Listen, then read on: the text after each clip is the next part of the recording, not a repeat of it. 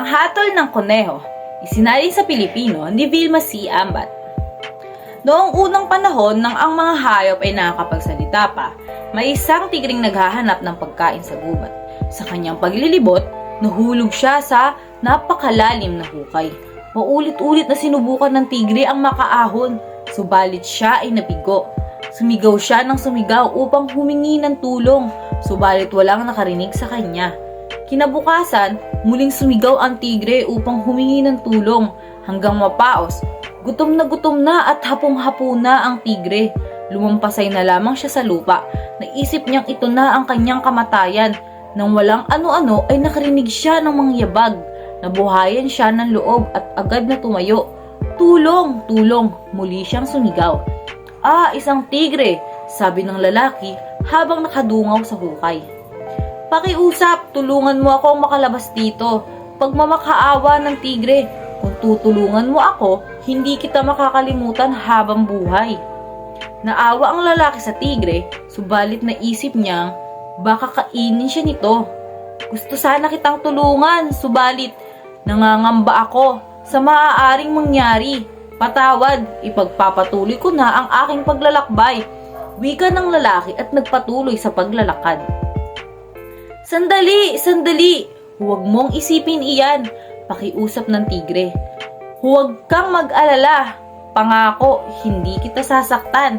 Nagmamakaawa ako, tulungan mo ako. Kapag ako ay nakalabas dito, tatanawin kong malaking utang na loob. Tila labis na nakakaawa ang tinig ng tigre, kaya bumalik ang lalaki upang tulungan ito. Nakahanap siya ng troso at dahan-dahan niyang ibinaba sa hukay. Gumapang ka rito, sabi ng lalaki. Gumapang ang tigre sa troso hanggang makaahon sa hukay. Nakita ng tigre ang lalaking tumulong sa kanya. Naglaway ang tigre at naglakad paikot sa lalaki. Sandali, hindi ba nangako ka sa akin na hindi mo ako sasaktan? Ito ba ang paraan mong pagpapasalamat at pagtanaw ng utang na loob? Sumbat ng lalaki sa tigre. Wala na akong pakialam sa pangakong iyan dahil gutom na ako. Hindi ako kumain ng ilang araw, tugon ng tigre. Sandali, ang pakiusap ng lalaki. Tanungin natin ang puno ng pino kung tama bang kainin mo ako. Sige, ang wika ng tigre. Pero pagkatapos niyan, tanungin, kakainin na kita. Gutom na ako. Pinaliwanag ng tigre at ng lalaki sa puno ng pino ang nangyari. Anong alam ng tao sa pagtanaw ng utang na loob? Tanong ng puno ng pino. Bakit ang mga dahon at sanga namin ang kinukuha ninyo upang mapainit ang inyong mga tahanan at maluto ang inyong pagkain? Mga taon ang ibinibilang namin upang lumaki. Kapag kami malaki na, pinuputol ninyo kami. Ginagamit ninyo kami sa pagtatayo ng inyong mga bahay at pagpapagawa ng inyong mga kasangkapan. At isa pa, tao rin ang humukay ng butas na iyan. Utang na loob, huwag ka nang magdalawang isip, tigre. Sige, pawiin mo ang iyong gutom. O anong masasabi mo doon? Tanong ng tigre habang nananakam at minuhusuan ang lalaki. Sa mga sandaling iyon ay dumaan ang isang baka. Hintay! Pakiusap ng lalaki. Tanungin natin ang baka sa kanyang hatol. Sumang-ayon ng tigre at ipinaliwanag nila sa baka ang nangyari. Hiniling ng dalawang opinyon ng baka.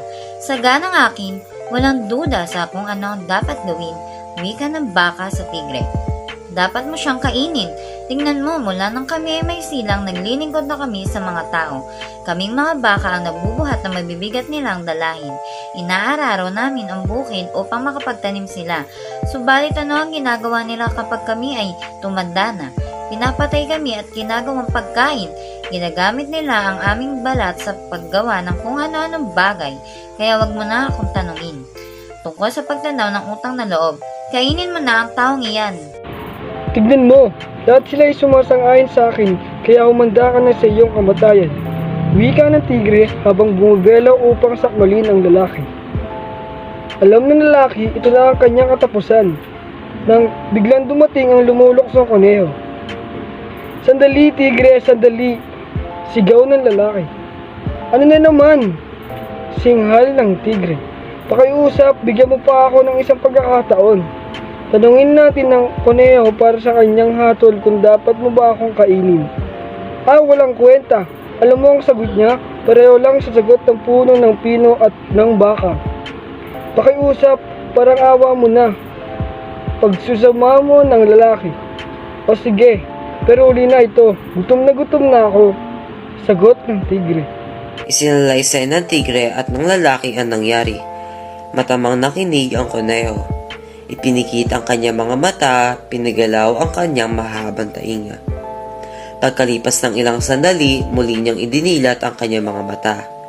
Malumanay at walang ligoy na nagsalita ang kuneho. Naiintindihan ko ang inyong sinalaysay, subalit kung ako ang magpapasya at magbibigay ng mahusay na hatol, dapat tayo magtungo sa hukay. Muli niyong isalaysay sa akin ang nangyari. Ituro ninyo sa akin ang daan patungo doon. Wika ng kuneho. Itinuro ng tigre at ng lalaki ang hukay sa kuneho. Tingnan natin. Sabi mo nahulog ka sa hukay at ikaw naman ay nakatayo dito sa itaas. Wika ng kuneho sa tigre at sa lalaki. Pumunta kayo sa inyong mga posisyon noon upang mapag-isipan ko pang mabuti ang aking hatol. Tumalon agad ang tigre nang hindi nag-iisip. Ang nais lamang niya ay matapos agad ang usapan na makain niya na ang tao. Ganito ang kalagayan ninyo noon. Ikaw tigre ay nahulog sa hukay at hindi makaahon.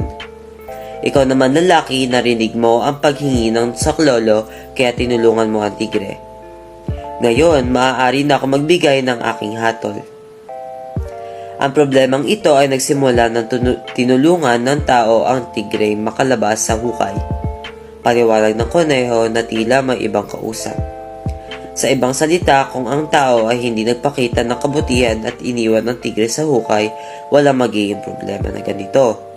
Kaya naisip ko na magpatuloy ang tao sa kanyang paglalakbay at dapat manatili ang tigre sa hukay. Magandang umaga sa inyong dalawa.